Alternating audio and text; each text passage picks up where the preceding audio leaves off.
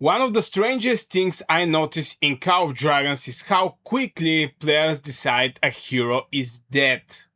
Not weak, not average, dead. You will see a new hero release and suddenly everybody starts talking like the previous hero stopped functioning overnight. And recently I saw somebody ask a question that reminded me of this. They had Lilia 5123 and they wanted to know if she's still usable at season 3. Now, honestly, I already know what most comments will look like. Because every time an old hero gets mentioned, everybody immediately starts talking about a replacement of this old hero.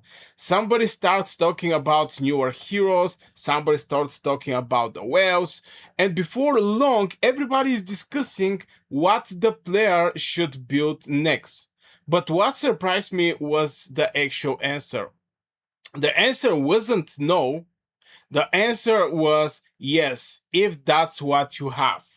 And that got me thinking, because if Lilia is supposedly outdated, why are experienced players still saying she's usable?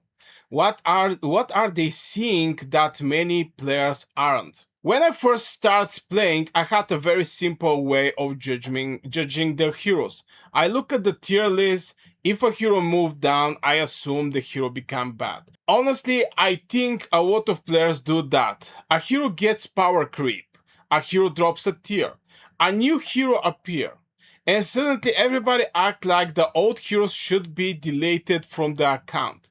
But then I start looking at the actual reports, and that's where the things get weird, because the heroes people call outdated were still getting value. And I'm going to even show you some of the reports I'm currently having with my Lilia. And I want to mention also something different, that this is, where is my farm? Where is the Burgas farm? Oh my god, yeah. As you can see, I mean, here I even test Lilia Velin. As you can see, 47k. Most likely I'm going to have somewhere Lilia Thea, because Lilia Thea 52k merits. Now, for some people it may not look crazy reports, but you also have to ask the context around the heroes. Because, yeah, and the other thing I want to point out is tier list is just going to give you the hero, but combination of your hero is completely different story. It's completely different story, and you have to look at this place where your hero get how your heroes how your hero is getting paired. Because yeah, the people call it outdated, because outdated heroes are still having some value. They were still getting kills, they were still showing up in the fights, they were still helping account progression. So then I had a different question. If those heroes are still working, why are people abandoning them? Then I think and figure it out. A lot of players compare their account to accounts they can never realistically become. And I see this all the time. A free-to-play player compare themselves with a whale. A WoW spender compare themselves to somebody with every new hero maxed. A player with one developed mage march compare themselves to somebody running 4 optimized marches. And maybe this is one of the main reasons where the whales actually get better credibility, is just because they're able to operate with all the heroes with the best optimization. So they have this experience which the free-to-play player or WoW spender are not actually having. And yeah, having like comparing one of your marches, one developed mage march against 4 developed, is completely different. And suddenly a hero that worked perfectly fine start looking terrible. Not because of the performance, because of the comparison. And honestly, I think that's where a lot of bad decisions start. This reminds me of something I've been seeing happen repeatedly. A new hero gets released. Everybody get excited. Content creators like me, including, are making videos. People start talking about the new meta shift. And then players start replacing heroes before they even understand whether replacement is necessary. And I have been seeing players stop investing in heroes that were still helping their account simply because somebody some newer hero appeared. And those aren't the same things. A newer option and a necessary upgrade are completely different decision.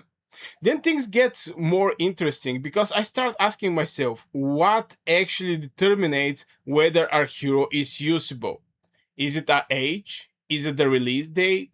Is it the tier list positioning? And honestly, I don't think any of those are biggest factors. I think account context matter far more than the people admit it. A hero that feels weak on a WoW account can feel amazing on the developing account.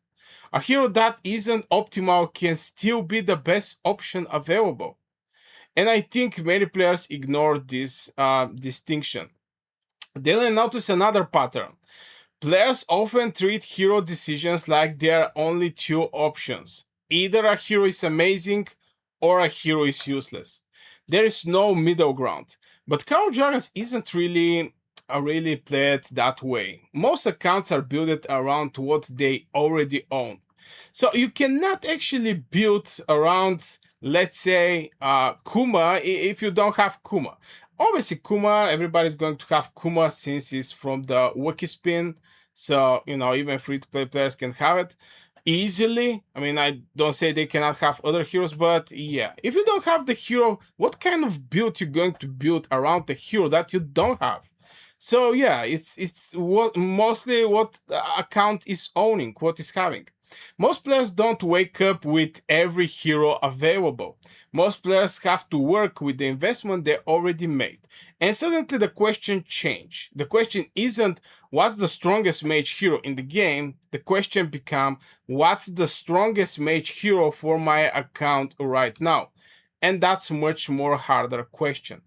And one of the reasons I'm actually making this video is just because I get strange questions, I get, what can I pair, for example, Bertrand with Velin or Bertrand with Thea? And I was like, you don't have Toher? And yeah, Toher is a hero that is from the strongest world, so it's one idea more hard if you're not lucky in Wheel of Destiny. It's basically very hard if you're not lucky in the Wheel of Destiny. Or strongest sword to somehow achieve 10 tokens just to summon the hero.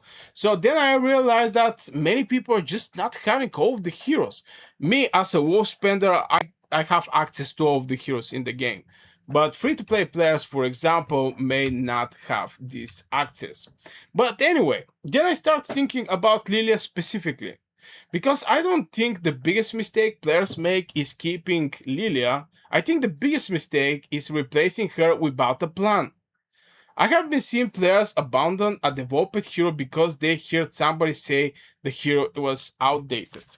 Then months later, they are still waiting for the replacement to become useful. They are weaker during the transaction. You basically make your account weaker doing this transition. They're spending more resources, they're not actually gaining much value. That's a pretty expensive decision. Then another realization hit me. A lot of players don't replace heroes because the hero become weak. They replace hero because the community move on. And those aren't the same thing. The community is usually discussing the best possible accounts. Most players are trying to improve the accounts they actually have. And those two conversations often produce completely different answers. That's why I think the discussion around Lilia is more interesting than first appear.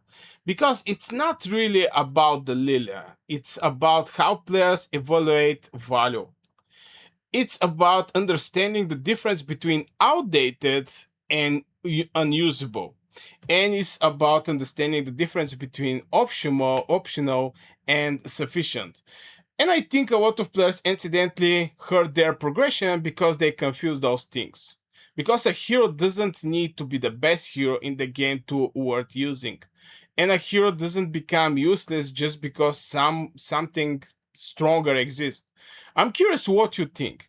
Have you ever stopped using a hero because somebody said it's outdated, only to realize later it was still doing its job? Let me know, because I have a feeling a lot more players have experienced that than they're willing to actually admit. And I'm going to, start admitting something. I mean, especially for the Lilia, and the reason I was making this video was just because Lilia is a AoE hero, is having peacekeeping spell, and in these days where the counter attack is very solid, I start not see some very crazy results if I'm shooting on single target. If it's like multiple targets, the value of the Lily is crazy, but over the single target, so I have my reasons why most likely I'm going to replace Lilia at one point. But yeah, let me know yours. Anyway guys, that is for this video. Huge thank you to all channel members for supporting the channel.